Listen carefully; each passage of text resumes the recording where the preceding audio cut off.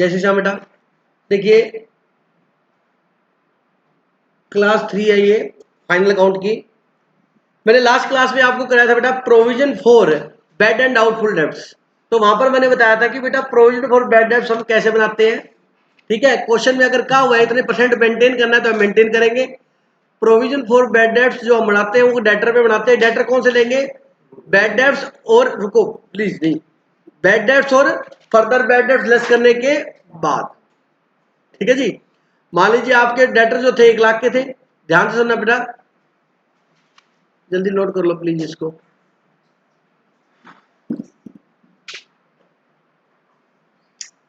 मान लीजिए डेटर थे वो आपके 1 लाख के थे, 10,000 का आपने बेटा बैड डेब्ट्स हो गए, कितने रह गए 90। 5,000 के फर्दर बैड डेब्ट्स हो गए, मतलब और डूब गए। फर्दर बैड डेब्ट्स को मतलब और डूब गए, तो कितने हो गए 85। अब बैलेंस बचा 85। अब उस 85 में हमें डाउट है कि डूबेगा या नहीं डूबेगा, समझ आ गए? तो प्रोविजन कितने बनेगा 85 में बनेगा, क्योंकि अब जो डूब चुका है उसमें तो प्रोविजन की जरूरत नहीं है, क्योंकि वो 100% ही बैड डेब्ट्स हो चुका। कहता मेरे को लग रहा है कि डूबेगा, कहता लग नहीं रहा, 100% श्योर है कि ये पैसा क्या हो चुका है, डूब चुका है तेरा। आई मेरी बात समझे? ये पैसा जो है वो 100% हमारा क्या हो चुका है, डूब चुका है। आई मेरी बात समझे? क्लियर है क्या?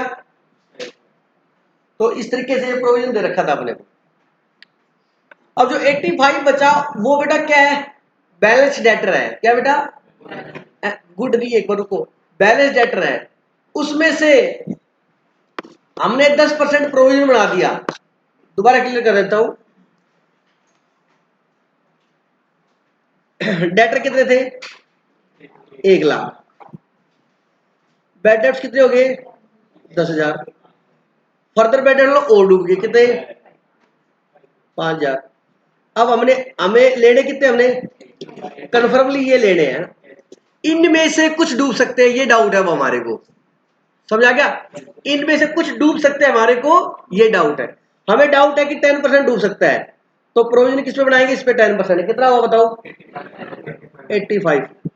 बोलो बात समझ आएगी? ये बैलेंस कितना बचा 76। ये गुड डेटर होते हैं, ध्यान से सुन लो। जो बैलेंस शीट में बाहर लिखाते हो ना वो क्या होते हैं, गुड डेटर होते हैं। अच्छा आपसे कोई पूछे कि आपके डेटर कितने हैं, तो प्लीज ये मत बताना 85,000 है, उसमें से 8500 पे हमें क्या है, डाउट है तो डेटर मेरे ले भी सकता हूं सर, ये डेटर नहीं रहे, ये तो डूब गया, हमारे कंफर्म हो चुका है। तो 85 टोटल डेटर है, उसमें से 8500 मेरे डूब सकते हैं, 8500 मेरे डाउटफुल है, आ भी सकते हो रे, नहीं भी आ सकते। बचा कितना 76,500। तो इतने पे तो मेरे डाउट। अब मैं फॉर एग्जांपल मैं कहता हूं मेरी क्लास में इतने बच्चे हैं, 30 बच्चे हैं, 5 कंफर्म फेल होंगे।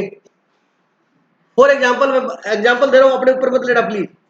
तो 5 तो कंफर्म है मेरे को फेल होंगे, कितना बचा 25। अब मैं कह यार इसमें से ना 10 बच्चे ऐसे हैं डाउटफुल है, हो भी सकते हैं और नहीं भी हो सकते, हो भी सकते हैं और अगर वो 3-4 महीने अच्छे से मेहनत कर लेंगे तो हो जाएंगे, नहीं तो वो नहीं होंगे। तो ये 10 मेरे क्या है, डाउटफुल है। तो बचा कितना 15, ये मेरे गुड स्टूडेंट है। समझ आ गई मेरी बात? तो वही बात है बेटा, डेटर मेरे कितने 1 लाख, ये मेरे डूब चुके, कंफर्म है, ये कंफर्म है, मतलब फेल हो चुके, कंफर्म रिजल्ट आ चुका है, समझा क्या, कंफर्म हो चुके। बचे कितना 85, तो मैंने कितना लेना है बेटा 85 लेना है। आगे बात समझे? अब उसमें से डाउट है तो हमेशा याद रखना, बैलेंस शीट में आप दिखाओगे तो डेटर कितने दिखाओगे 85, बैलेंस शीट के अंदर लेस करेंगे पीबीडी और बाद दिखाएंगे ये, तो जो बाद दिखाते हैं वो गुड डेटर होते हैं। बोलो बात समझ आएगी? क्लियर हो गया? अब क्या होता है कि कहता है कि जो डेटर हमारे को पेमेंट करेंगे ना हम उनको डिस्काउंट देंगे। ध्यान से सुनो, मैंने ये टॉपिक करवाना, जो डेटर हमारे को क्या देंगे, हम उसको क्या देंगे, तो डिस्काउंट हमेशा इस पे कैलकुलेट होता है, इसलिए मैंने पूरा फॉर्मूला दोबारा लिखा है। किस पे कैलकुलेट होता है, गुड डेटर पे। अब लॉजिक सुनो क्यों होता है, लॉजिक सुनना। सर हमने बनाया प्रोविजन फॉर डिस्काउंट, मतलब जो डेटर हमें पेमेंट करेंगे तो हम उसको क्या देंगे, डिस्काउंट देंगे। फॉर एग्जाम्पल 5% या 10%, तो कहते हैं सर 85,000 बना दो। मैं कहा एक बात सुन, एक तरफ तो तू कह रहा है 85 डूब सकते हैं, एक तरफ तू कह रहा है 85 देंगे तो मैं उनको डिस्काउंट दूंगा। तो एक तरफा बात करना, दोनों तरफा बात क्यों कर रहा है? जब तेरे को डाउट है तो इसमें तू क्या बनाएगा? प्रोविजन। मतलब डाउट का मतलब डूब सकते हैं तो अब एक कहता है इनको डिस्काउंट दूंगा। अरे भाई जो डूबेंगे उनको क्या डिस्काउंट देगा तू?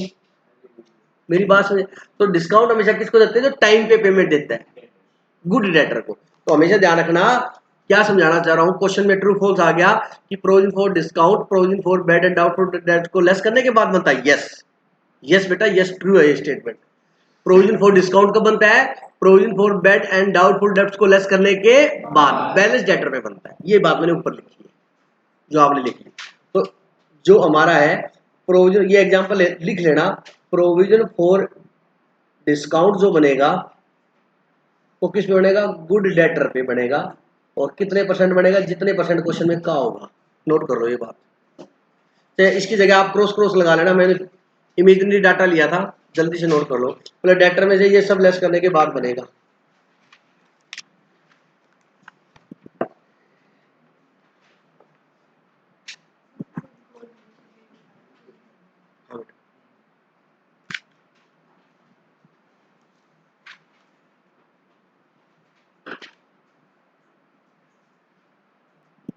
अगला टॉपिक बेटा डेप्रिसिएशन के बारे में बता रहा हूं। जितना भी पता आपको, जितनी कैपिटल एसेट्स होती है, सर कैपिटल एसेट्स कौन सी होती है बेटा? बैलेंस शीट में जो एसेट दिखाते अपने हैं, बिल्डिंग है, प्लांट है, मशीन है, कंप्यूटर है, ये क्या है? कैपिटल एसेट्स होती है। कैपिटल एक्सपेंडिचर होता है इनको। कैपिटल एक्सपेंडिचर को क्या बोलते हैं अपने? एसेट्स बोलते हैं। तो इन पे क्या लगाते हैं अपने? डेप्रिसिएशन लगाते हैं। तो डेप्रिसिएशन लगाने के दो तरीके होते हैं। पहला case first, if provision for depreciation account is not maintained. मतलब आप प्रोविजन फॉर डेप्रिसिएशन का अकाउंट मेंटेन नहीं करते। सिंपल सी बात है, आप एंट्री क्या करोगे डेप्रिसिएशन लगाने की? Depreciation account debit to assets का नाम, मशीन है तो मशीन आ जाएगी, फर्नीचर है तो। और डेप्रिसिएशन क्या है? खर्चा। इसको क्लोज किससे करेंगे? पीएनएल से। सबको पता ही बात। Profit and loss account debit to depreciation, इसलिए पीएनएल पे अपने क्या लिखते हैं? To debit. ये क्लोजिंग एंट्री होगी जो अभी मैं बता के भी आ चुका हूं आपको, क्लोजिंग एंट्री का ही पार्ट है ये। तो टू डेबिट लिख दोगे आप। एसेट्स जैसे मान लीजिए आपने 1 लाख की मशीन खरीदी। कितने की मशीन खरीदी? 1 लाख की। तो machine account debit to cash हो गया 1 लाख। मोहित इधर ध्यान दे बेटा, machine account debit to cash कितना? 1 लाख। मशीन को डेबिट किया एसेट्स आपकी, फिर डेबिट लगाओगे तो debit account debit to machine कितना? 10% लगाया तो कितना आ जाएगा? 10,000। आगे 10,000 बेटा। फिर इसे चार्ज पेंटर से कितने कर लेंगे? 10,000। ये बात समझ आ गई होगी सबके। अब बताओ, मशीन को आपने जब खरीदा था तो डीआर कितना किया था? 1 लाख। अब सीआर कितना कर दिया? तो मशीन का बैलेंस कितना बचा? तो बैलेंस शीट में याद करो, मशीन अंदर लिखते थे 1 लाख, लेस डेप्रिसिएशन कितना? 10 बार कितना दिखाते थे? 90 दिखाते थे। तो इस केस में अगर आप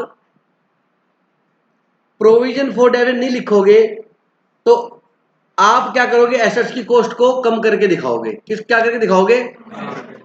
तो इस मेथड में हम एसेट्स को किसे दिखाते हैं? डब्ल्यूडीवी पे दिखाते हैं। नोट लिख लो, इन दिस मेथड एसेट्स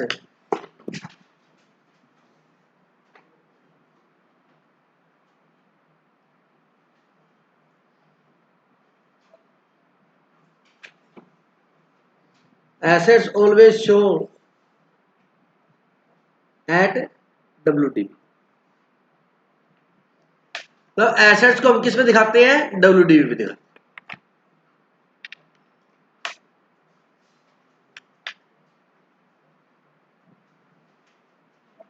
आगे बात, डब्ल्यूडीवी क्या होता है बेटा? कॉस्ट में से आप क्या लेस कर दोगे? डेप्रिसिएशन।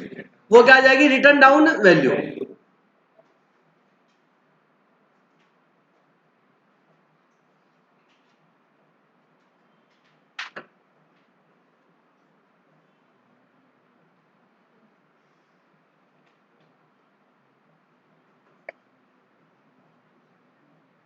आगे बात समझते।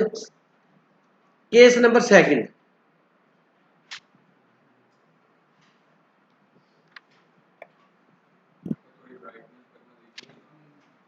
ज्यादा हो गया ना।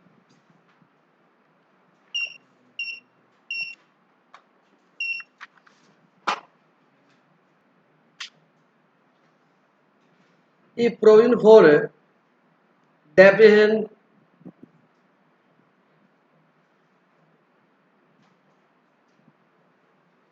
Account is maintain.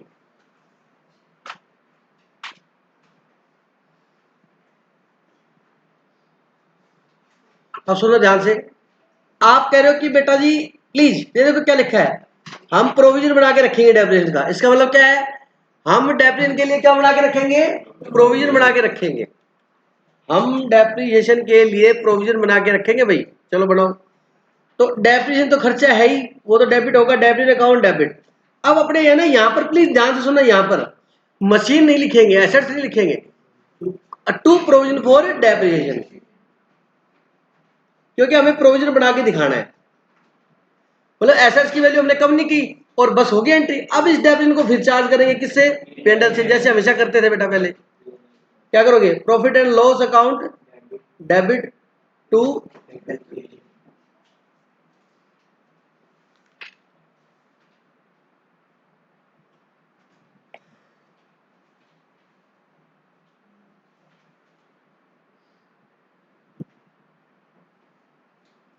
अब मेरी बात सुनो, खर्चा डेबिट किया, सारे तो देखो खर्चा क्या किया,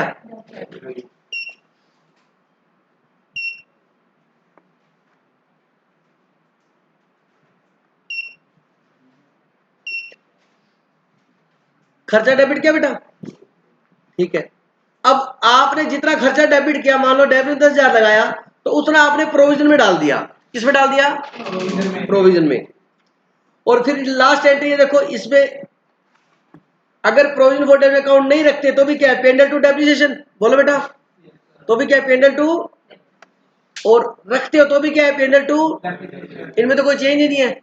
चेंज कहाँ है, फर्स्ट एंट्री में डेबिट डी आर, ये देखो डेबिट डी आर, यहां पर क्या लिखते हैं, टू एसेट्स, और यहां क्या लिखेंगे, टू प्रोविजन। ये चेंज है सिर्फ। बोलो बात समझ आई कि नहीं आई। तो ये प्रोविजन फॉर डेप्रिसिएशन कहां दिखाएंगे, दो तरीके होते हैं। अब इस प्रोविजन फॉर डेप्रिसिएशन को आप कहां दिखाओगे, बैलेंस शीट में, कहां, लाइबिलिटी साइड में। कहां दिखाएंगे, लाइबिलिटी। शॉर्ट टर्म प्रोविजन आते ना, लॉन्ग टर्म शॉर्ट टर्म, वहां एडिंग में दिखा देंगे अपने, ठीक है। इसका मतलब आपने एसेट्स की वैल्यू को क्रेडिट किया, नहीं किया। इट मींस एसेट्स को आपने कम नहीं किया। तो इस मेथड में हमेशा एसेट्स किस पे शो होती है, ओरिजिनल कॉस्ट पे। नोट लिख लो, in this method assets always show at original cost. Note लिख लो, in this method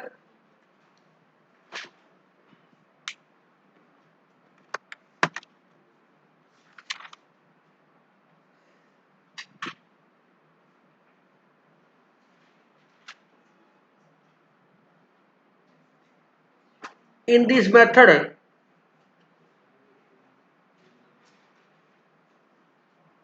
assets always shown at original cost।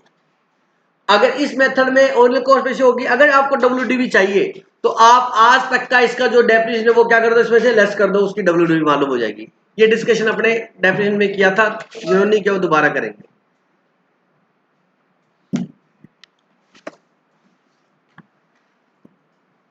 एक कंसेप्ट और बता देता हूं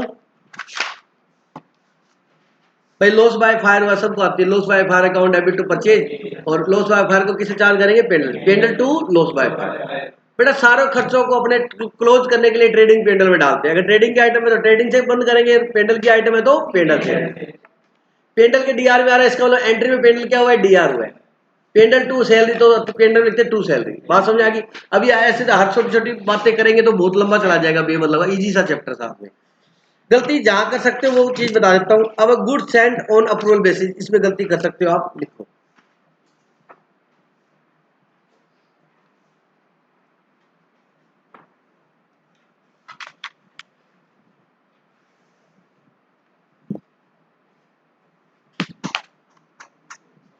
गुड्स एंड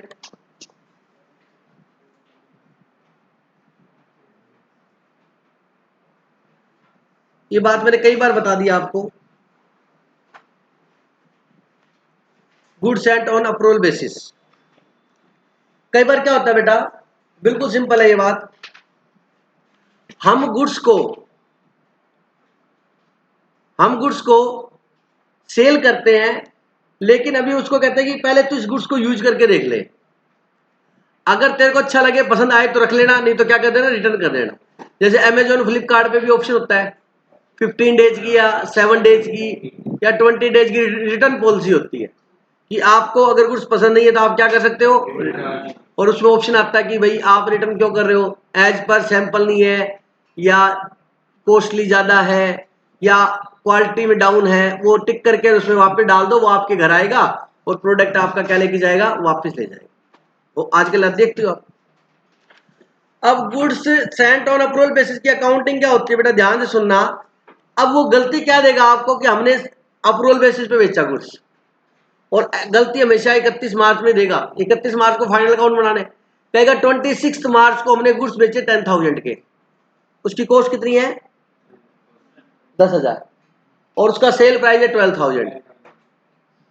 सेल प्राइस कितना है, कॉस्ट कितनी है, हमने कस्टमर को दिए, कस्टमर अपना यस या नो विद इन 15 डेज बताएगा, तो 15 दिन उसके कब खत्म हो गए, 26 को लेके गया है तो लगभग 9-10 तारीख को खत्म होगा अप्रैल में, उसके बीच में 31 मार्च को फाइनल अकाउंट बनाने, और अब कहेगा 31 मार्च को उसने रोंगली गलती से क्या मान लिया, सेल मान लिया। अब एक बात हो, आपको सेल मानना था ना, सेल जब उसकी परमिशन आ जाएगी तब मानना था, अप्रैल में आएगी तो अप्रैल में मानना था, मार्च में आई तो मार्च में मानना था, मार्च में तो आई नहीं, तो आपको उसे सेल नहीं मानना था, आपने सेल मान लिया, तो आपसे रेक्टिफिकेशन एरर की एंट्री करनी होती है। यहाँ पर आपने सेल मान लिया, बोलो बेटा, तो सेल को कैंसिल करने के लिए क्या करोगे, डीआर, सेल्स अकाउंट डेबिट। बोलो कोई डाउट है किसी में, पक्का। अच्छा, जब आपने कस्टमर को बेचा होगा तो एंट्री क्या की होगी, कस्टमर मतलब डेटर, कस्टमर मतलब debtor, debtor to sale, cancel करने के लिए क्या करेंगे, sale account debit to trade receivable.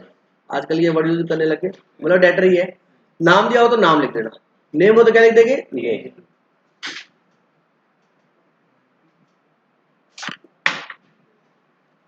आगे बात समझ में यहां तक, बोलो बेटा, ठीक है।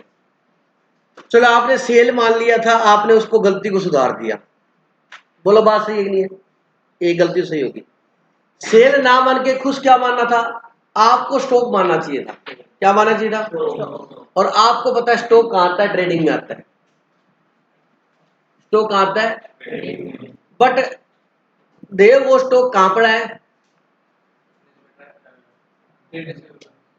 कस्टमर के पास पड़ा है, बिल्कुल सही, ट्रेड रिसीवेबल के पास पड़ा है, क्योंकि हमने उसको बेच दिया, ठीक है, अभी वो फाइनल नहीं हुआ है, तो वो स्टॉक जो है ना वो हमारा ही है, बोलते ना। अब देखो रिलायंस कंपनी है, उसका स्टॉक कोई हेड ऑफिस में थोड़ा ना है, पूरे वर्ल्ड में पता नहीं कहां कहां उसका स्टॉक पड़ा है, समझ रहे नहीं समझ रहे हो। तो पहली एंट्री तो आपने ये कर दी, दूसरी एंट्री आपने सेल नहीं मानी तो क्या मानोगे, स्टॉक मानोगे, एक चीज तो माननी पड़ेगी, तो आप क्या मानोगे, स्टॉक, इसको लिख सकते हैं स्टॉक विद कस्टमर या स्टॉक ऑन अप्रूवल बेसिस, जो मर्जी वर्डिंग यूज कर सकते हो। ये स्टॉक हमारा किसके पास पड़ा है, कस्टमर के पास पड़ा है, ठीक है। स्टॉक ऑन अप्रूवल, अप्रूवल के लिए पड़ा है, या क्या लिख सकते हो, स्टॉक विद कस्टमर। आप इंटर में एक चैप्टर पढ़ोगे हायर परचेज, वहां पर ये वर्ड होगा स्टॉक विद कस्टमर, लिख सकते हैं बेटा, स्टॉक इन्वेंट्री को भी बोलते हैं, लिख सकते हैं, ठीक है। अब बताओ ये कहां क्रेडिट होना है, ट्रेडिंग अकाउंट में, याद है ना, टू ट्रेडिंग अकाउंट। तो कभी भी ये गलती दी हो, ध्यान से सुन लो, ये गलती दी हुई हो तो सबसे पहले सेल में से लेस करना। अब अरे इधर सुन लो यार, नोट बाद में करना। सेल को डीआर क्या, सबसे पहले से वो कहेगा 5,000 का अप्रूवल भेजे, तो सबसे पहले ट्रेडिंग में सेल में क्या कर, आपको एंट्री नहीं करनी होगी वहां पर, क्योंकि रेक्टिफिकेशन एरर नहीं है, वो क्या कर रहा है, फाइनल अकाउंट बनवा रहा है। तो सबसे पहले सेल को यहाँ डीआर किया ना, सेल को क्या करोगे, अच्छा 10,000 के गुड्स 12,000 में थे, तो आपने एंट्री 12,000 से की थी, तो सेल में से कितना कम करोगे, 12,000, फाइनल अकाउंट में सेल को अंदर लिखोगे, लेस करोगे, सेल्स ऑन अप्रूवल बेसिस कितना, 12,000।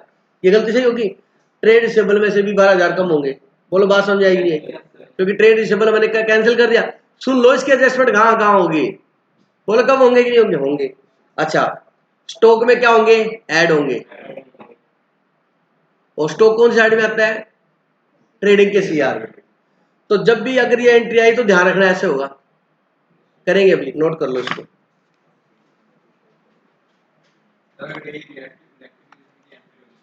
ये होती बेटा, ये बात आफ्टर ट्रायल ही है, नेक्स्ट ईयर की कह रहा होगा, पोचा मार ट्रेंड पेडल एडजस्टमेंट आएगा है बेटा। ये तो बैलेंस शीट की आइटम है, ये तो नाम यूज होगा ही, बैलेंस शीट की तरह यही एंट्री होती है मेनली अपनी।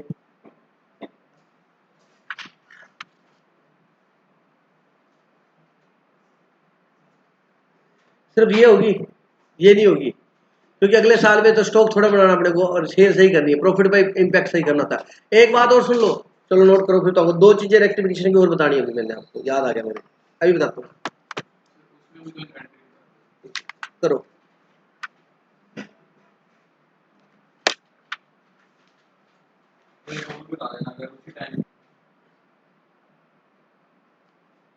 तो बेटा बीच में मैं आपको थोड़ा रेक्टिफिकेशन के बारे में बताने लग गया कि सस्पेंस अकाउंट बनाना हो आपको, तो सस्पेंस अकाउंट के अंदर मान लीजिए 2 कैश 2 शेयर्स 2 परचेज ये लिख दिया, इधर का टोटल आया 900 रुपए और इधर 2 राम लिखा 500, और सस्पेंस अकाउंट का मैच क्या, इधर का टोटल 900 आया, इधर 500 है, तो अपने इधर वाली साइड 400 रुपए ओपनिंग बैलेंस निकाल देंगे, बैलेंस इन फिगर डिफरेंस से निकाल दिया हमने। ये हमारे एजम्पशन सभी बुक्स के अंदर है, बात समझ आ गई क्या? मतलब आपको सस्पेंस अकाउंट का दोनों साइड का टोटल क्या करके दिखाना है, मैच करके दिखाना है। अगर ओपनिंग बैलेंस नहीं दिया तो जिधर कम है उधर क्या मान लेंगे, ओपनिंग बैलेंस मान लेंगे। इट मीन्स सारी एरर हमें फाइंड हो चुकी है, और ये डिफरेंस है वो क्या है, ओपनिंग। मतलब कई बार तो ओपनिंग बैलेंस दे देता है, कई बार नहीं देता है, तो ये एक बात समझ आ गई। एक दिन आपने एक क्वेश्चन और किया था मेरे से कि सस्पेंस अकाउंट का बैलेंस नहीं बताया हुआ, डीआर है या सीआर है, तो उसका बैलेंस के बारे में बिल्कुल क्लियर है, आपको एंट्रियां दी होंगी 100% क्वेश्चंस में। कई क्वेश्चन में क्या होता है, जैसे आपको ओपनिंग बैलेंस दे दिया उसने और कुछ नहीं लिखा उसने, सस्पेंस का 400 बैलेंस है और ये नहीं बताया डीआर है या, आप देखना आपका डिफरेंस 400 ही बचेगा, आपका डिफरेंस क्या बचेगा, और जिस साइड डिफरेंस हो उस साइड वो डिफरेंस लिख देना हो। इसका मतलब इधर बचा है तो इसका मतलब वो कौन सा बैलेंस था बेटा, क्रेडिट बैलेंस था, और इधर बचा है तो क्या बचा था, डेबिट बैलेंस। ये हमारे मॉड्यूल के जंक्शन है, आई बात समझे।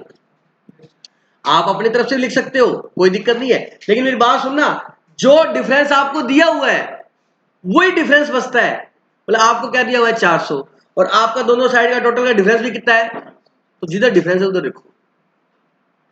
मेरी बात समझ आएगी नहीं है, तो ये बात हमेशा ध्यान रखना। एक तो अगर आपको ओपनिंग बैलेंस नहीं दिया हो तो टोटल लगाओ, डिफरेंस आया ओपनिंग बैलेंस लिख दो, ठीक है। अगर ओपनिंग बैलेंस दे रखा है, ये नहीं बता रखा कि कौन सी साइड का है, तो 90% क्या होता है, सभी बुक्स में ऐसे माने, लेकिन आपने क्या करना है, जिधर भी डिफरेंस हो उधर लिखना है। ये बुक्स में एजम्पशन दी हुई है, वो सी बुक्स देखिए हमने आगे, क्योंकि जहां एजम्पशन होती है ना वहां बेटा वो कन्वेंशन क्या चल रही, परंपरा क्या चल रही है वो चल रही, और ये सही भी देखा जाए तो एक तरीके से। भैया ओपनिंग बैलेंस नहीं दिया हुआ तो जिधर डिफरेंस है वो क्या मान लिया, ओपनिंग बैलेंस वाले। अच्छा अगर इसमें और मिस्टेक है तो अभी ओपनिंग बैलेंस नहीं आएगा, अभी और मिस्टेक है, तो वो ये मानता है कि मैंने सारी एरर दे दी, यही एरर है बस, और एरर नहीं है। हाँ क्लोजिंग आए, क्लोजिंग आने का मतलब ये हो गया कि अभी और एरर है, और एरर है, क्योंकि अगर और एरर नहीं है तो आपका सस्पेंस क्या होगा, मैच होगा। आपकी ये है नहीं क्लोजिंग वाला, मैंने देख लिया सारा, आपने ओपनिंग ही मानना है, सारा लिख दिया। अगर सस्पेंस में डिफरेंस है, चलो है तो लिख लेना, अगर सस्पेंस है डिफरेंस है तो जिधर साइड में डिफरेंस है उधर लिखेंगे ओपनिंग बैलेंस है, और दे रखा ओपनिंग बैलेंस तो उसको मत लिखना, एक बार अपने आप जिस साइड में कम होगा उस साइड में उतना ही दिया होगा, अगर आपका सही है तो क्वेश्चन, ठीक है। और ये बोल दे कि नेक्स्ट ईयर के पेंडल इफेक्ट नहीं होना चाहिए, तो आप टेंशन मत लेना, कोई नई बात नहीं बता रहा, मतलब पेंडल एडजस्टमेंट वर्ड यूज करना है ट्रेडिंग पेंडल की जगह, ठीक है जी। अब बेटा कुछ गुड्स में आप गुड्स लाते किस लिए बताओ भाई, गुड्स क्यों लेके आते हैं हम, सेल करने के लिए, लेकिन कई बार हम गुड्स को बिना सेल किए और यूज कर लेते हैं, अदर देन सेल यूज कर लेते हैं, तो मैंने यूज कहा था बेटा जी उनके लिए परचेज क्या होगी, सीआर होगी। लॉजिक बताया था या नहीं बताया था, बताया। सुनो बेटा, ये गोडाउन है, आप गुड्स लेके आए तो क्या वर्ड यूज होगा, purchase. Only purchase word goods के लिए यूज होगा, ये बात मैं बहुत बार बता चुका हूं आपको। परचेज वर्ड किसके लिए यूज होगा अकाउंट्स में, गुड्स के लिए। अब आपने गुड्स बेचे तो क्या वर्ड यूज होगा, सेल। तो मतलब ये हुआ बेटा गुड्स के लिए सेल और परचेज वर्ड यूज होंगे और किसी के लिए सेल और परचेज वर्ड यूज नहीं होंगे। ये बात कन्फर्म है। गुड्स लाओगे गोडाउन में परचेज है, गुड्स बेचोगे तो क्या होगा, सेल। लेकिन क्या हुआ, हम 1 लाख के गुड्स लेके आए, हमने इस गुड्स में से 500 रुपए के गुड्स डोनेशन दे दिया। क्या दे दिया, डोनेशन दे दिया। अब आप गुड्स परचेज कितने के करके लाए, 1 लाख के। तो आपने एंट्री क्या की होगी, purchase account debit to cash 1 lakh. मतलब आपने बिजनेस में परचेज 1 लाख मान ली, लेकिन आपने 5,000 के गुड्स क्या दे दिए डोनेशन में, तो यहां गुड्स बचे कितने, 95। तो देखा जाए तो बिजनेस के लिए परचेज आपने 1 लाख की नहीं की, बिजनेस के लिए परचेज तो आपने 95 की है, लेकिन हमने एंट्री परचेज डीआर की हुई 1 लाख। तो अब परचेज को क्या करना पड़ेगा, सीआर करना पड़ेगा। तो एंट्री क्या करते हो, donation account DR to purchase, 5,000 लिख दोगे ना। तो अपने आप परचेज डीआर कितनी थी, 1 लाख, यहाँ सीआर कितनी होगी 5,000, तो नेट कितनी हो जाएगी 95। अब ऐसे ही बेटा सिंपल सी बात है, अगर गुड्स को सेल करने के अलावा कहीं अदर काम में ले लिया तो भाई साहब आपने वो बिजनेस की परचेज नहीं मानी जाएगी, उस परचेज को क्या करना पड़ेगा, एडजस्ट करना पड़ेगा। जैसे इसमें से 2,000 के गुड्स आप घर ले गए, क्या ले गए घर पे, तो क्या करोगे, drawing account debit to purchase. बोलो बात समझ आएगी। इसमें 3,000 के गुड्स चोरी हो गए, loss by theft account debit to purchase. आपने 5,000 के गुड्स फ्री सैंपल बांट दिए, advertisement account debit to purchase. मतलब गुड्स को सेल के अलावा अदर यूज किया, गुड्स को तो गोडाउन से गुड्स कम हो जाएंगे। तो हमारी परचेज के गुड्स कम हो गए नहीं हो गए, तो हमें परचेज को क्या करना है, एडजस्ट करना है। और परचेज क्या होती है, डीआर, तो क्या कर देंगे, सीआर। तो ये बात मैंने जनरल क्लासेस में बता रखी है आपको कि बेटा इन केसेस में परचेज क्या होगी, सीआर होगी, क्योंकि वो गुड्स हमारे गोदाम से जाएंगे तो गोडाउन में उनका स्टॉक क्या हो जाएगा, कम, परचेज क्या हो, और हम अपनी बुक्स में कम नहीं करेंगे तो हमारी परचेज मिसमैच हो जाएगी, हमारी परचेज क्या हो जाएगी, मिसमैच हो जाएगी। क्योंकि आप लेके आए 1 लाख के गुड्स हैं, उसमें से 20,000 के गुड्स तो आपने डोनेशन, चैरिटी, एडवर्टीजमेंट, ड्राइंग में यूज कर लिया। अब आपके पास बचे कितने गोडाउन बताओ, 80। तो आप सेल कितने की करोगे, 80 की करोगे। तो भाई जब सेल 80 के 90 में बेचोगे, लाख में 2 लाख में, वो एक अलग मैटर है, बट गुड्स तो बिजनेस में कितने यूज हुए, 80। तो परचेज को क्या करोगे, एडजस्ट करोगे, 1 लाख लेस परचेज करोगे 20,000, बाहर कितनी आएगी, 80 ट्रेडिंग में। लेकिन वो बाहर आने के मतलब ट्रेडिंग एंट्री में क्या करना पड़ेगा, परचेज सीआर करना पड़ेगा। कुछ समझ आ गई बात में। तो ये वो केस थे बेटा, कोई डाउट है इसके अंदर, लिखाने की जरूरत नहीं है, सारे याद होंगे। लॉस बाय फायर हो गया, लॉस बाय थेफ्ट हो गया, ड्राइंग हो गया, चैरिटी हो गया, डोनेशन हो गया, एडवर्टीजमेंट हो गया, फ्री सैंपल। अब अगला टॉपिक हमारा आता है कमीशन आफ्टर बिफोर। सबको याद है 100+ रेट होगा। थोड़ा लॉजिक कर लेते हैं आज। देखो बेटा,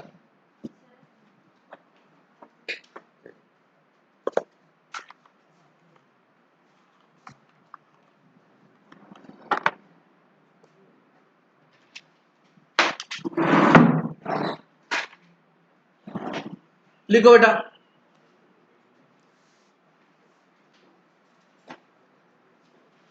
commission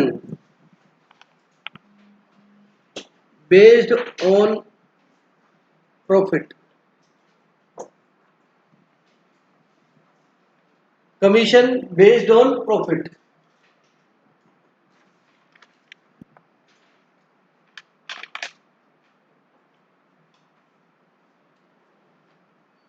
commission on net profit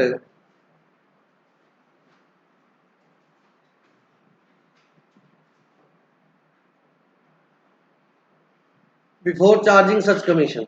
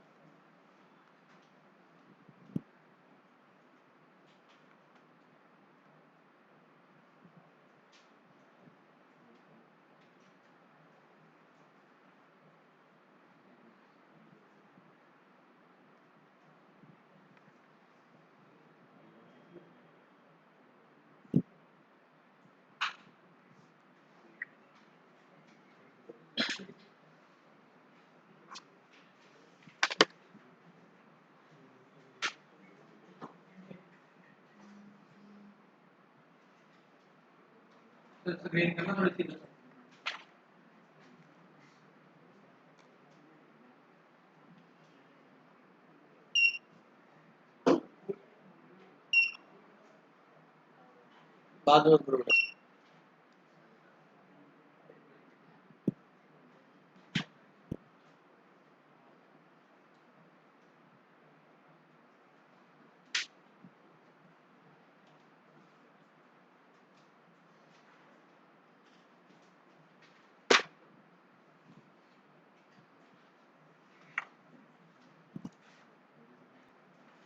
बेटा जैसे कि आपने 11th-12th में किया है, सभी को याद है ये बात। वैसे तो बिफोर हो तो रेट इंटू 100 करना है और आफ्टर हो तो रेट प्लस, ठीक है, ये सबको पता है, वैसे तो रटा हुआ है, फिर भी मैं कोशिश करता हूँ लॉजिक बताने का। सुनना मेरी बात, ये आपका प्रॉफिट एंड लॉस अकाउंट है।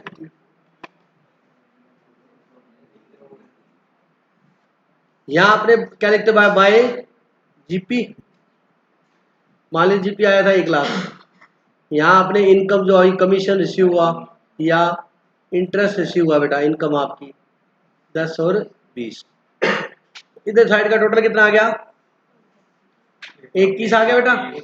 यहाँ खर्चे लिखते हो आप, to salary, to depreciation, to office expense, याद है आपको? जैसे इसका टोटल कितना आया, 31।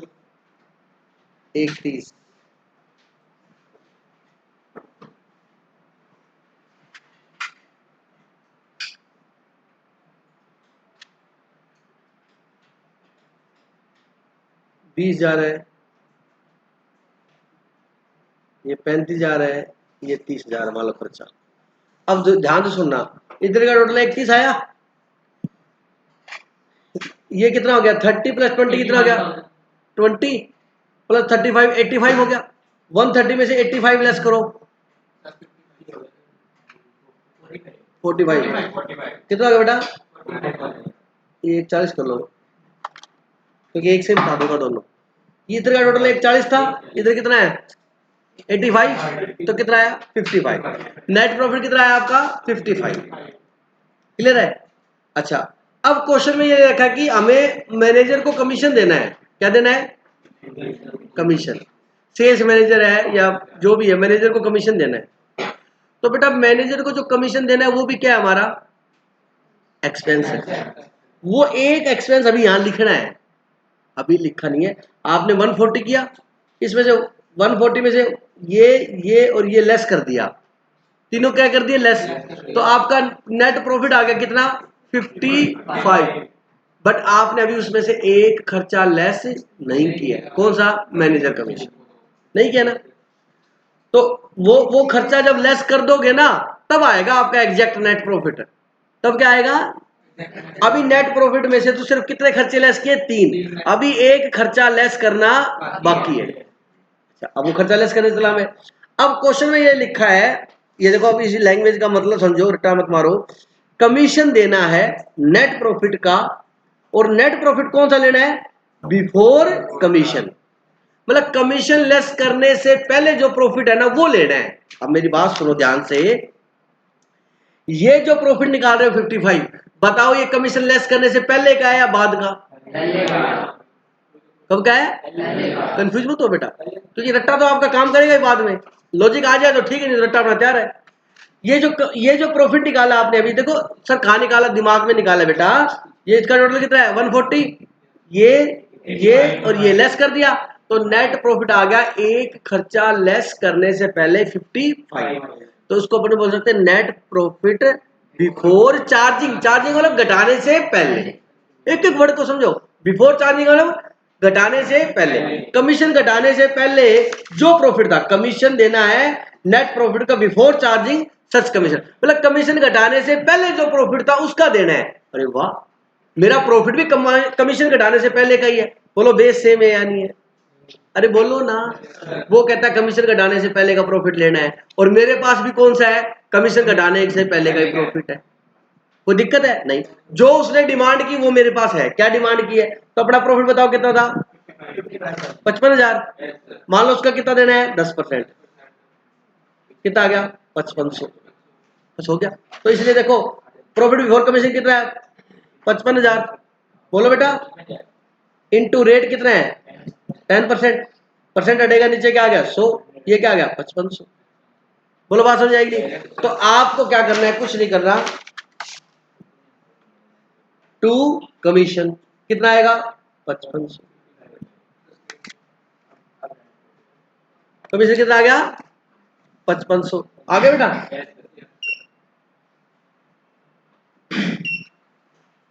5500, अब ये आ जाएगा नेट प्रॉफिट। अब ये सारा जोड़ के दोबारा घटा लो तो भी एक बात है, लेकिन यहां तक तो हमने लेस किया हुआ था, फिर दोबारा रेलगाड़ी क्यों चालू करी। यहाँ ये जोड़ के ये लेस करके हमारा कितना आया था 55, 55 के बाद आपने लोके से एक ही खर्चा और लिखा है 5500, 55 में से 5500 लेस कर दो 49,000। आगे बात समझ, कोई डाउट है किसी को? अब मेरी बात ध्यानपूर्वक सुनना, अब मैं इसको चेंज करूंगा, ये नेट प्रॉफिट आ गया। अब बताओ जो ये नेट प्रॉफिट है सवाली, ये कौन सा बेटा? आपको ध्यान रखना चाहिए मैं क्या पूछ रहा हूं। ये 49,500 प्रॉफिट कौन सा है? After charging commission. After charging commission तो ये तो सभी खर्चों के आफ्टर है, आफ्टर ऑल एक्सपेंस है, ये भी बोल सकता हूं। आफ्टर सारे एक्सपेंस इसमें से मैंने क्या कर दिए, लेस कर दिए। बोलो बात समझ आएगी नहीं? बोलो बेटा, यहां तक किसी को डाउट है? अगर पहला लॉजिक तो सबको समझ में आ गया, अब मैं इसको काट रहा हूं यहां से, रीजन है वही, वापस एग्जांपल। अगर क्वेश्चन ये बोल दे, क्वेश्चन क्या बोल दे, क्वेश्चन ये बोल दे बेटा कि कमीशन ऑन नेट प्रॉफिट देना है, क्या देना है? पहला एग्जांपल सबको समझ आ गया, उसको वही छोड़ दो। अब दूसरे एग्जांपल में पहले एग्जांपल को इन्वॉल्व नहीं कर सकते आप, क्योंकि दोनों केस क्या है, सेपरेट है, ठीक है। अगर क्वेश्चन ये काट दिया वापस, अब देखो वापस करो, इसका टोटल कितना है 140, 1 2 3 लेस करो, कितना हो गया 85 हो गया। 85 लेस करोगे तो क्या है 55। बताओ ये 55 बिफोर है आफ्टर हिमांशु? बिफोर है, बिल्कुल सही है, क्या है बिफोर। अब क्वेश्चन बोलता है कमीशन देना है, नेट प्रॉफिट का ही देना है, अच्छा कहता आप जो कमीशन निकालने के लिए प्रॉफिट यूज करो ना, वो कमीशन लेस करने के बाद वाला प्रॉफिट लेना है, और हमें कमीशन लेस करने के बाद वाला प्रॉफिट मालूम ही नहीं है। कमीशन के बाद वाला प्रॉफिट चाहिए तो क्या मैं माइनस करना पड़ेगा कमीशन, और कमीशन निकालना है तो क्या चाहिए, बाद वाला चाहिए। बोलो समझ में आएगी? तो इसलिए इसकी इक्वेशन बनेगी बेटा, क्या बनेगी? ये कहता है कमीशन देना है नेट प्रॉफिट का आफ्टर सच कमीशन, मतलब कमीशन लेस करने के बाद जो प्रॉफिट आता है उसका देना है, और कमीशन कहता है मैं निकलूंगा तब जब तू आफ्टर निकालेगा, और वो कहता है आफ्टर, समझ रहे हो? हमें अब हमें ये कमीशन किस पे कैलकुलेट करना है, प्रॉफिट जो कमीशन लेस करने के बाद हो। अच्छा कमीशन लेस करने के बाद का प्रॉफिट मालूम है? नहीं मालूम। मालूम है तो बता दो किसी को, हम नहीं मालूम, बताओ मालूम है क्या कमीशन लेस करने के बाद का प्रॉफिट? अब बच्चा कहता सर 49,500, पागल आदमी कोई है क्या सर? है ही नहीं, वो तो पहला एग्जाम्पल खत्म हो चुका है। बोलो कमीशन लेस करने के बाद का प्रॉफिट खुश? मालूम नहीं है, मालूम नहीं है। एज्यूम करेंगे क्या 100, वी आर एज्यूम दैट क्या क्या net profit after after commission कितना 100। अगर अभी इस इक्वेशन में ध्यान रखना सारे, अगर नेट प्रॉफिट हमारा कमीशन के बाद 100 है तो बताओ फिर कमीशन निकल सकता है? हाँ निकल सकता है। कमीशन क्या बोलता है कि मैं निकलूंगा आफ्टर प्रॉफिट पे, बताओ आफ्टर प्रॉफिट मैंने कितना माना है 100, तो कमीशन कितना आएगा, कितना देना है 100 का 10%, कितना होगा बताओ? 100 का 10% 10 रुपये होता है भाई। कमीशन घटाने के बाद प्रॉफिट 100 है, कमीशन घटाने के बाद प्रॉफिट कितना है 100, तो कमीशन कितना आया 10, तो कमीशन से पहले प्रॉफिट कितना था 110। ये कमीशन घटाने के बाद 100 है और कमीशन 10 है, तो कमीशन घटाने से पहले कितना था 110 ही था। 110 में 100 गए तो 10 100 बच गया, 110 में से 10 गए तो कितना बच गया 100, तो ये 110 क्या आ गया बताओ? हाँ नेट प्रॉफिट बिफोर कमीशन। बोलो समझ में आया कि नहीं है? ये आ गया। अब सुनो, जो चीज गिवन होती है वो लेफ्ट हैंड साइड को, हालांकि मैं भी ये कहता बेटा याद तो है, चल ठीक है, लेकिन नहीं, मेरी आदत नहीं है। जो चीज गिवन हो वो लेफ्ट हैंड साइड को, जो निकालनी हो वो राइट हैंड साइड को। अब कई बच्चों को यही नहीं पता होता हमें क्या गिवन है, कोई मत बोलना, ठीक है। देव क्या गिवन है अपने को? 85,000 अपने को गिवन है। वो क्या है? सब अपना खर्चा हो गया, एक्सपेंस। आदिल क्या गिवन है अपने को?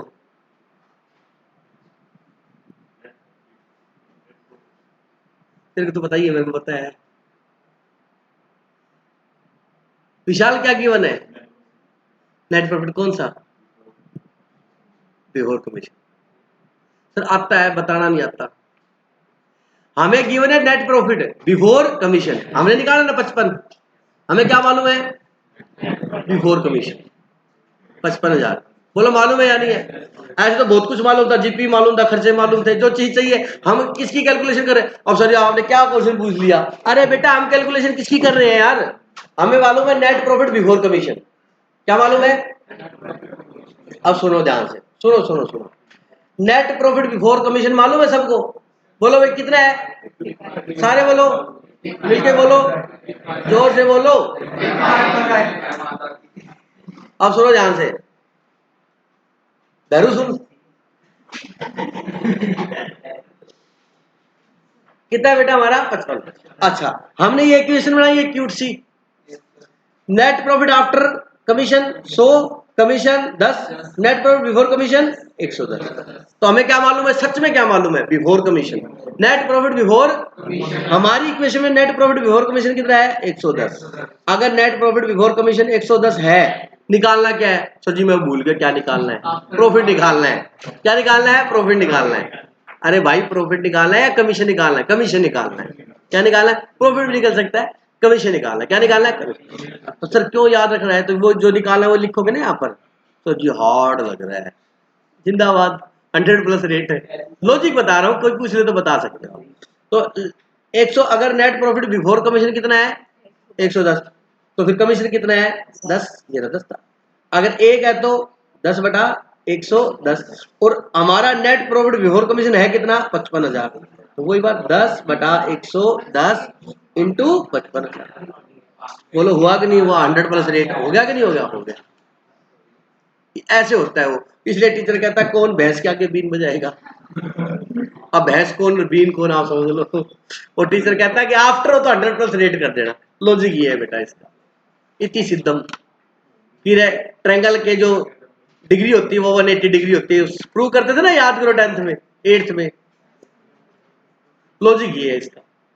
अब एक लॉजिक मेरी तरफ से, ये समझ आ गया सबको? आ गया होगा, बढ़िया बड़ा आ गया होगा। आ गया कि नहीं आया भाई? ये सबके समझ में आएगा। ये सदाबहार का फूल है, कभी मुरझाता नहीं है। सुनो बेटा, 55,000 क्या था? पूरा बोल ले। नेट प्रॉफिट बिफोर, ये हमारा प्रॉफिट है जिसमें से हमने अभी तक कमीशन लेस नहीं की। अच्छा, इसमें से एक चीज माइनस करनी है ना, क्या? कमीशन। ठीक है, तो अगर हमारा प्रॉफिट 100 है, हेलो, कमीशन लेस करने के बाद हमारा प्रॉफिट क्या है? 100। तो हमारा कमीशन कितना मिलेगा? 10। बोलो बेटा। अरे हमारा नेट प्रॉफिट कमीशन लेस करने के बाद 100 होता है, कमीशन लेस करने के बाद ही चाहिए ना, बाद 100 है, तो 100 का 10% कितना होगा? 10 ही होगा। मतलब इसमें 100 रुपए तो हमारा नेट प्रॉफिट आफ्टर कमीशन है, और 10 रुपए क्या है? कमीशन है। ये दोनों चीजें है ना इसके अंदर, ये दोनों चीजें इसी में इंक्लूड है। तो इसमें बताओ दो चीजें, एक तो इसमें क्या जुड़ा हुआ है? कमीशन, और एक इसमें क्या है? Net profit. तो कितनी चीजें इंक्लूड है इसमें? 2। तो डिवाइड भी नीचे 2 के बेस लेंगे। अगर 10 रुपए का पेन 3 आए तो डिवाइड 3 से करोगे ना, क्योंकि वो 10 रुपए कॉस्ट कितने की है? 3 की है। तो जितना ऊपर की वैल्यू होती है उसी का अकॉर्डिंग नीचे की वैल्यू आती है। तो इसमें कितने इंक्लूड है बताओ? 2। एक तो क्या इंक्लूड है? प्रॉफिट, और एक क्या इंक्लूड है? कमीशन। तो 55,000 डिवाइड बाय 110, दोनों। अब डिवाइड करने से क्या आती है? एक की वैल्यू आ गई, एक की वैल्यू आएगी डिवाइड करने से। अगर आपको कमीशन चाहिए तो इंटू 10 कर दो, और अगर प्रॉफिट चाहिए तो इंटू 100 कर दो। अब देख लो, आप इंटू 10 करोगे कितना आएगा? 5,000। 5,000 आएगा ना? बोलो बेटा, 5,000 कमीशन आ गया। प्रॉफिट बिफोर कितना था? 55। 55 में 5 गया कितना बचेगा? 50। यही आएगा। अब देखो, 55,000, इसमें कितनी वैल्यू इंक्लूड है? 2, 110। अब क्या चाहिए? प्रॉफिट चाहिए आफ्टर वाला, इंटू 100 कर दो, सीधा 50,000 आएगा। मतलब डिवाइड करने से कितने की वैल्यू आएगी? 1 की। मल्टीप्लाई करने से किसकी वैल्यू आएगी? जिससे मल्टीप्लाई करोगे उसकी वैल्यू आ जाएगी। कमीशन वाले से करोगे तो कमीशन आ जाएगा, प्रॉफिट वाले करोगे तो वो डाउट है क्या? समझ में आ गया होगा? बस करना आपने वही है, 100+ रेट। ठीक है, धन्यवाद। बोलो, समझ में आ गया बेटा? अब आज का होमवर्क नोट करना, simple question, illustration number 5।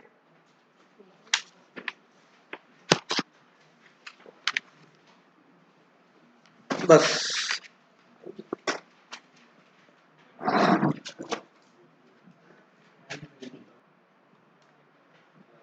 Discharge by breach of contract. आज की क्लास में बेटा हम ये करेंगे, discharge by breach of contract. Discharge का मतलब ये कॉन्ट्रैक्ट अब और नहीं होगा, अब क्या हो चुका है? खत्म हो चुका है। अब ऐसे भी कॉन्ट्रैक्ट खत्म हो जाता है breach of contract. Breach of contract समझते हो आप? मतलब कॉन्ट्रैक्ट की पार्टी खुद ब्रीच कर देती, कॉन्ट्रैक्ट को तोड़ देती कि मैं परफॉर्म नहीं करूंगी, मैं परफॉर्म नहीं करूंगी। ठीक है, अब ब्रीच ऑफ कॉन्ट्रैक्ट में क्या होता है कि जिस पार्टी ने ब्रीच किया है वो ऑब्लिगेशन रहता ही रहता है, उसका क्या रहता है? तो दूसरी पार्टी को राइट मिल जाता है। क्या मिल जाता है?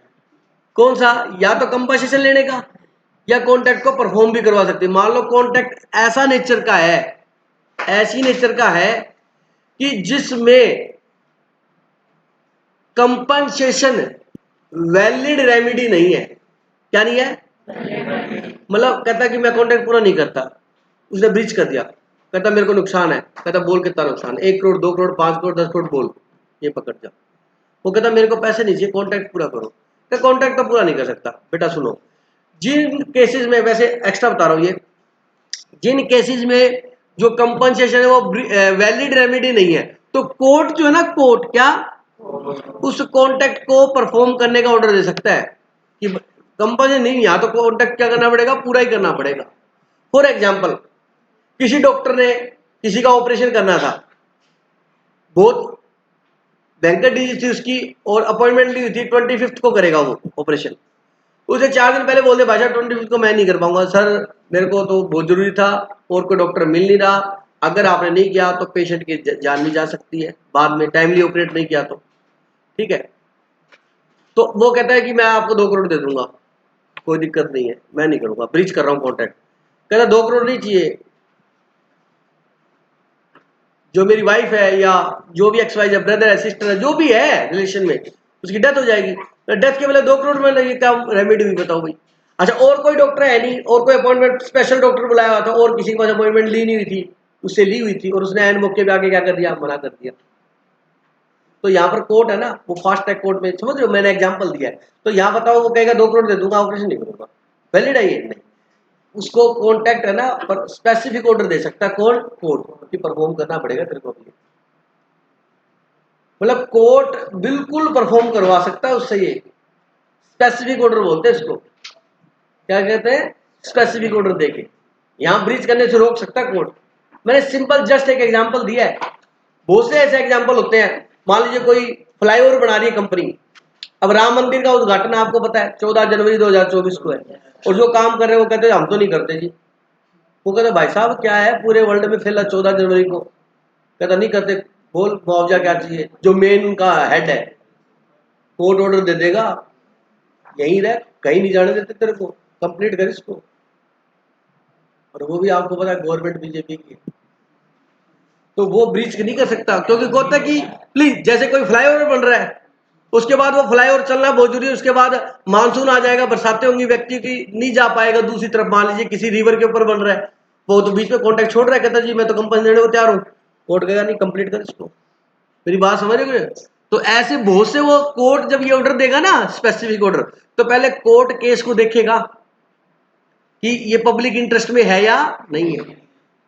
पब्लिक इंटरेस्ट में होगा, और रेमेडी क्या है? क्या है? कंपनसेशन वैलिड रेमेडी नहीं है। कंपनसेशन से क्या होगा? पैसा आएगा, लेकिन जो नुकसान होगा वो तो फिर भी होगा, जान मान हानि होगी। बेटा समझ रहे मेरी बात को? तो ऐसे कई बार कोर्ट स्पेसिफिक ऑर्डर दे देता है। एनीवे, ब्रीच ऑफ कॉन्ट्रैक्ट में क्या होता है बेटा? सुनना, if one of the two party to a contract break the obligation or shown by his conduct or words, his unwillingness to perform the obligation which the contract imposes. A new obligation arises, a right of action conferred upon the party injured by the breach. बात समझ, उसके पास right आ जाएगा injured party के पास। Injured party के पास क्या आ जाएगा? Right आ जाएगा। क्या लेने का? कंपनसेशन लेने का। लेकिन मैंने एक एडवांस में पॉइंट बताया कि अगर उसे लगता है कि कंपनसेशन जो है वो वैलिड रेमेडी नहीं है, तो वो उसके ऊपर केस करके कोर्ट से उसको स्पेसिफिक परफॉर्मेंस का ऑर्डर भी ले सकता।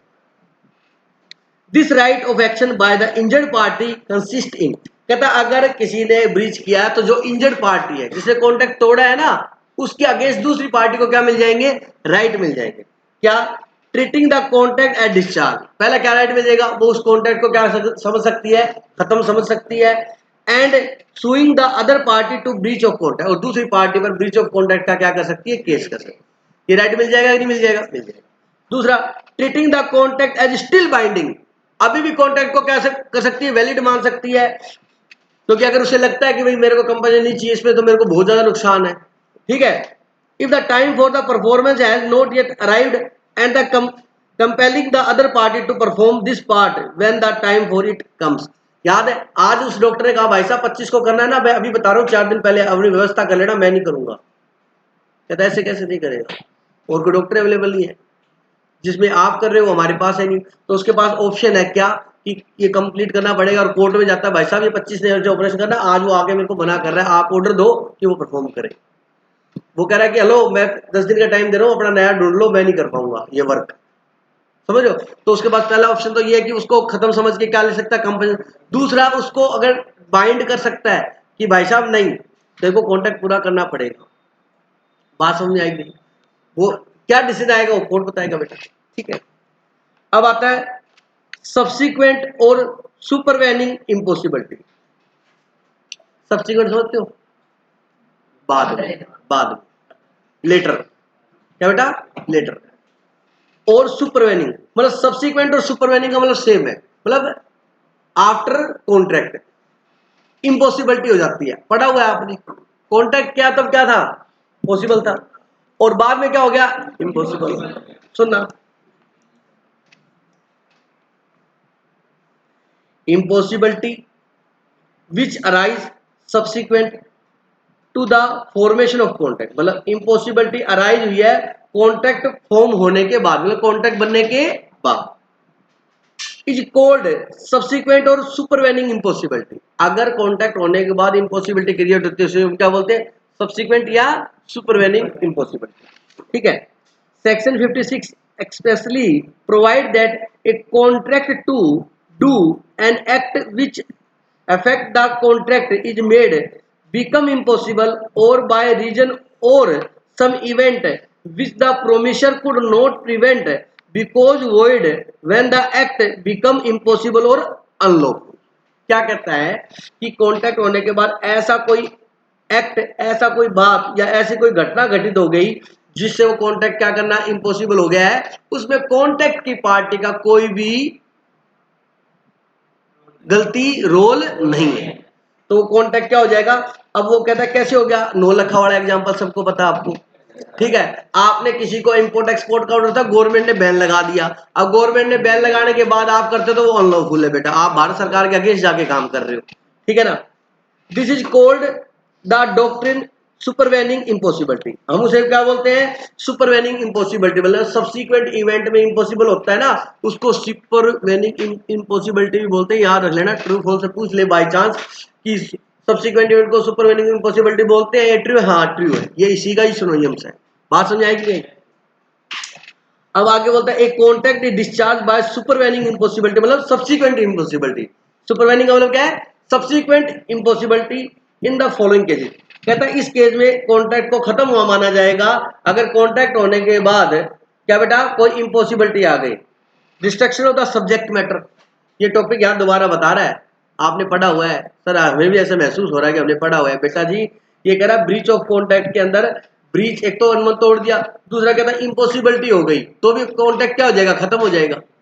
समझ आ गया? कहता सब्जेक्ट मैटर खत्म हो गया, मतलब वो हॉर्स डेथ होगी बेटा। कॉन्ट्रैक्ट किसका हुआ था? हॉर्स का, और वो लेने गया तो उसकी डेथ हुई थी। सब जिस मैटर पे कॉन्ट्रैक्ट बना था वो मैटर ही क्या हो चुका है? खत्म हो चुका है। समझ आई या नहीं आई? तो कहता destruction of subject matter of contract, कहता कॉन्ट्रैक्ट का सब्जेक्ट मैटर ही क्या हो चुका है, खत्म हो चुका है, ठीक है। नॉन अकरेंस, ये नॉक्सिटेंस और non occurrence of the particular state of things, क्या समझे? मतलब जो पर्टि क्या कार चीज? वाली जैसे वो आते हैं या वो कार किसके लिए करती है मतलब कुछ बता बेटा, ये पढ़ा हुआ है तुषार, नवीन बता रहा है, याद नहीं, सुनो ध्यान से। नॉन एग्जिस्टेंस, नॉन एग्जिस्टेंस और non occurrence of particular state of things, मतलब पर्टिकुलर वो चीज है ना, वो एग्जिस्ट ही नहीं करती। हाँ बिल्कुल सही है। माइनिंग का कॉन्टेक्ट क्या था कि हम इसको ड्रिल करके देखेंगे कि इसमें जिप्सम कॉपर मेटल है या नहीं है। वो जो चीज ढूंढ रहे थे वो चीज उसमें एग्जिस्ट ही नहीं कर रही, तो उसको लेंगे वो नहीं लेंगे। तो वो चीज जिस सब्जेक्ट में, प्लीज प्लीज सुनो ध्यान से, जिस सब्जेक्ट मैटर को लेके कॉन्टेक्ट बना था वो चीज उसमें एग्जिस्ट ही नहीं करती, तो कॉन्टेक्ट क्या हो जाएगा, खत्म हो जाएगा, नॉन एग्जिस्टेंस। डेथ और इनकैपेसिटी ऑफ पर्सन, डेथ का एग्जांपल नो लिखा है, इनकैपेसिटी हो गया मतलब डॉक्टर नो लिखा के पैरालिसिस हो गया, अब वो बुक नहीं लिख सकता, इनकैपेसिटी हो गया ना वो, या उसको कोमा में चला गया, या मेंटली डिस्ट्रैक्ट हो गया, वो उसको कुछ याद ही नहीं है मैं कौन हूं, मैं कहाँ हूं, समझ रहे मेरे को? तो अगर डेथ हो जाए या इनकैपेसिटी ऑफ पर्सन हो जाए, where the contract depend on the person skill और क्वालिफिकेशन, ऐसे कौन से कॉन्टेक्ट पे होगा ऐसा, जब स्किल और क्वालिफिकेशन का कोई कॉन्टेक्ट होगा, ठीक है ना। गवर्नमेंट और लेजिस्लेटिव इंटरवेंशन, लेजिस्लेटिव मतलब कानून होता है बेटा, इसका इंटरवेंशन आ गया, इसकी रुकावट आ गई, गवर्नमेंट की रुकावट आ गई, और आउटब्रेक ऑफ वॉर, समझ आ गई मेरी बात, लड़ाई शुरू होगी बेटा। ये था impossibility of performance note and excuse. सुनो बात ध्यान से, अब बड़ा इंपॉर्टेंट टॉपिक है हमारा। ये कहता है अगर इम्पॉसिबिलिटी सब्सिक्वेंट होगी, सब्सिक्वेंट को क्या बोल रहे हैं, सुपरवेनिंग बोल रहे हैं, बेटा बात समझ आएगी नहीं, सब्सिक्वेंट को क्या बोल रहे हैं, सुपरवेनिंग बोल रहे हैं, बात समझ आई, सब्सिक्वेंट को क्या बोल रहे हैं, सुपरवेनिंग बोल रहे हैं, ठीक है, पहली बात। अब ये बोलता है कि कोई व्यक्ति को ये पता लग जाए कि कोई काम इम्पॉसिबल हो जाता है, तो फिर वो कॉन्ट्रैक्ट क्या होता है, खत्म, और उसमें शायद कोर्ट यही ऑर्डर देगा कि मुआवजा कंपनसेशन नहीं देना, क्योंकि वो इम्पॉसिबल हो गया। तो अब क्या बात करता है कि कॉन्ट्रैक्ट की पार्टी ने एक एक्सक्यूज ढूंढ के लाती है, कहता है यार ये तो इम्पॉसिबल है, अब ये इम्पॉसिबल हो गया इसलिए मैं परफॉर्म नहीं कर सकता। मतलब उसने क्या किया, इस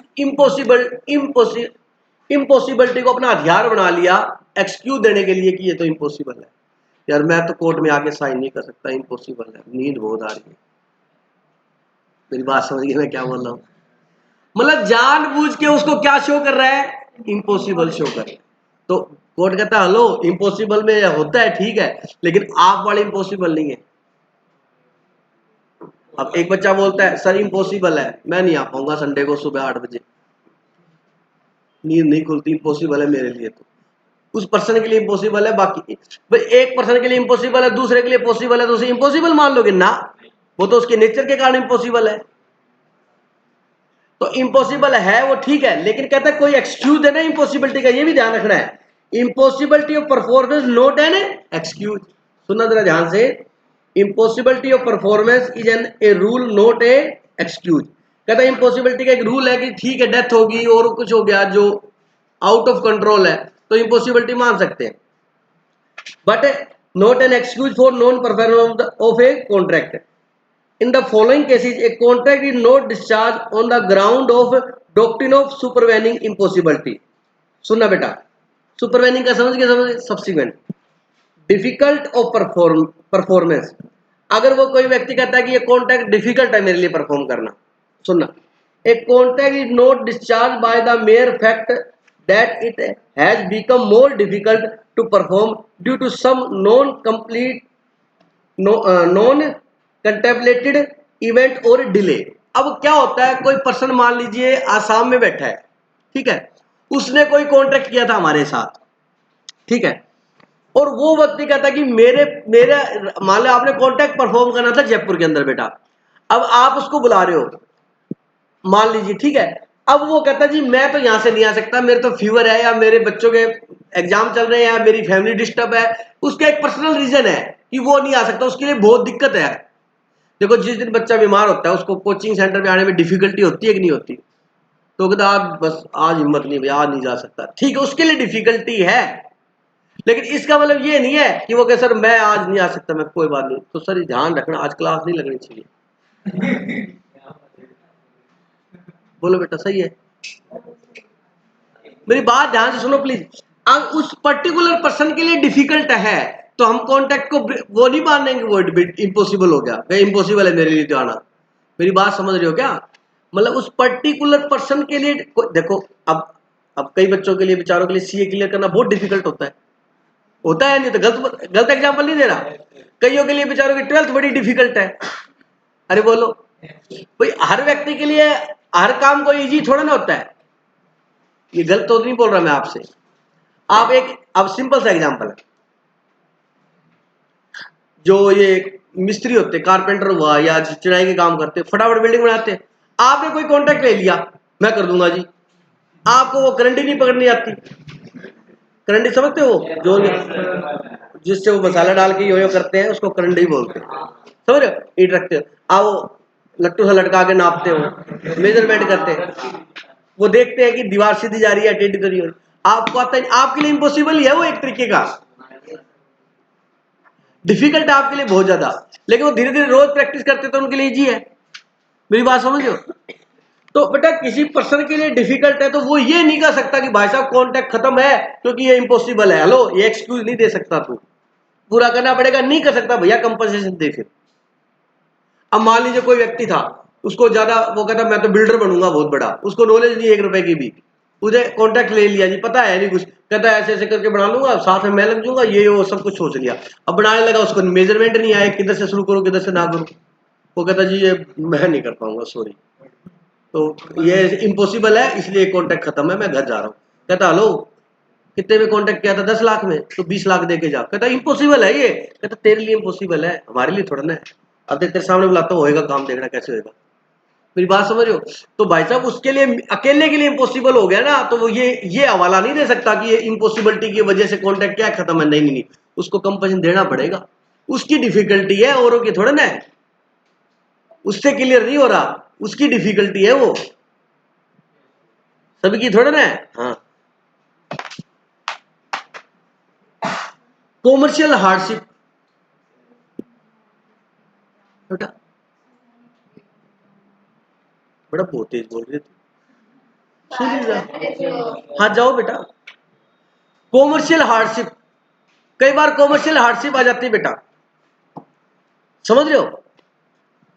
impossibility due to failure of third person on whose work the promisor relied, मतलब किसी ने कॉन्टेक्ट थर्ड पर्सन पे बिलीव करके कर लिया, कॉन्टेक्ट किस पे कर लिया बेटा, पढ़ाई में ध्यान दोगे ज्यादा बेनिफिट मिलेगा, थर्ड पर्सन पे, और थर्ड पर्सन पे बिलीव करके कॉन्टेक्ट कर लिया, और थर्ड पर्सन ही धोखा दे गया, टाइम पे नहीं आया, कॉन्टेक्ट पूरा नहीं किया, वो कहता यार मैं तो उसके भरोसे काम लिया था, वो आया नहीं, मेन वही है, तो ये इसलिए इम्पॉसिबल है। कोई बात नहीं, आप एक्सक्यूज नहीं दे सकते, आपको वो जो भी है उसका या तो कॉन्टेक्ट को परफॉर्म करो किसी और पर्सन को बुला के, या उसका कंपनसेशन देना पड़ेगा। मतलब आप ये नहीं कह सकते कॉन्टेक्ट खत्म है कि इम्पॉसिबिलिटी है, ये इम्पॉसिबिलिटी तेरे लिए है। मेरी बात समझ रहे हो कि नहीं समझ? कॉमर्शियल हार्डशिप समझ गए बेटा, लॉकडाउन लग जाता है कई बार, तो परफॉर्म लेट हो जाता है। हाँ जी नहीं दे सकता तो फिर क्या रहेगा? बेटा, वो सारी जायदाद बेच लेंगे, कंपनसेशन आ जाएगा उसका, दुकान मकान सब रुड़की हो जाएगी उसकी, ठीक है ना, उसके पास होगा कुछ ना कुछ सामान, ठीक है।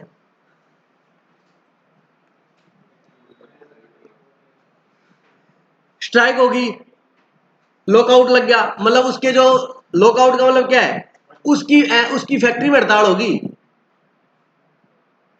ठीक है ना, स्ट्राइक हो गई, लॉकआउट हो गया, एंड सिविल डिस्ट्रप्शन होगी, ठीक है। Failure of one of the object, कोई ऑब्जेक्ट था वो उनमें से कोई फेलियर हो गया, मतलब कहने का मतलब ये बेटा, जो ये डिफिकल्टी दे रखी है ना, ये जो दे रखे वो उस पर्सनल व्यक्ति की प्रॉब्लम हो सकती है। अब मान लीजिए आप कोई फैक्ट्री वाला, उसने बहुत बड़ा ऑर्डर लिया कि 500 पीस या 5,000 पीस में टॉय के बना के दूंगा, खिलौनों के बना के दूंगा, उसकी फैक्ट्री में जो लेबर थी उसने स्ट्राइक कर दी, हम नहीं बढ़ाएंगे, हमारी सैलरी बढ़ाओ, पीएफ बढ़ाओ, ये बढ़ाओ, वो बढ़ाओ। उसने कहा मेरा ऑर्डर, कहता भाई साहब सॉरी इम्पॉसिबल है। कैसे, क्या बात हुई? कहता लेबर स्ट्राइक करके। तो वो आपकी रिस्पॉन्सिबिलिटी, हमारी थोड़ा ना है। लेबर और लाओ, लेबर की बातें मानो, कुछ भी करो, हेलो इम्पॉसिबल है, इसके कॉन्ट्रैक्ट खत्म है, ना ना ना ना ना ना ना, आपके लिए इम्पॉसिबल है, आपकी प्रॉब्लम है ये, आपकी फैक्ट्री में स्ट्राइक हुई है, आपकी फैक्ट्री में लॉकआउट लगा है, समझ रहे मेरी बात को? तो आपका ऑब्जेक्ट, कहता जी हमारा तो ऑब्जेक्ट ही खत्म हो गया, क्या क्या क्या हमने बंद ही कर दिया, टॉय नहीं बनाएंगे, हम कुछ और ही बनाएंगे। क्या आपका ऑब्जेक्ट चेंज हुआ, हमारा कॉन्ट्रैक्ट तो पूरा करो। कहता हम तो सॉफ्टवेयर की कम जा रहे, शिफ्ट हो रहे हैं, मजा नहीं है टॉय वाले में, काम कम है इस लाइन में, तो तुम अपना ऑब्जेक्ट बदलते रहो, जो मर्जी करते रहो। आपके लिए, मेरी बात समझ के मैं क्या कहना चाह रहा हूँ, मतलब उस पर्टिकुलर पर्सन के लिए इम्पॉसिबल हुआ है, इसका मतलब ये नहीं है कि वो कह देगा जी इम्पॉसिबल हो गया, उस इम्पॉसिबल में इस इम्पॉसिबल में बहुत बड़ा फर्क है। मेरी बात समझ आई या नहीं आई? तुषार बात समझ आ गई बेटा? Effect, when the performance of contact become impossible or unlawful subsequent to it formation the contact become void। बिल्कुल सही बात है। अगर impossible हो गया है या unlawful हो गया, जो मेनली, वो क्या माना जाएगा? कॉन्टैक्ट void माना जाएगा। पहले वाले की बात कर रहे हैं, ये सब्सिक्वेंट वाले की। नेक्स्ट, ये इलस्ट्रेशन आप खुद पढ़ो, देखते समझ में आता है क्या? अब आपने ये बताना ये सब्सिक्वेंट इम्पॉसिबिलिटी है, सुपरवेनिंग इम्पॉसिबिलिटी है या नहीं है, ये बताना है। पढ़ो प्लीज एक बार, बोलना मत कोई भी, पढ़ो तो सर, ये उसने तो पढ़ लिया। आप पता है तुषार हमेशा आगे पढ़ता है मेरे से।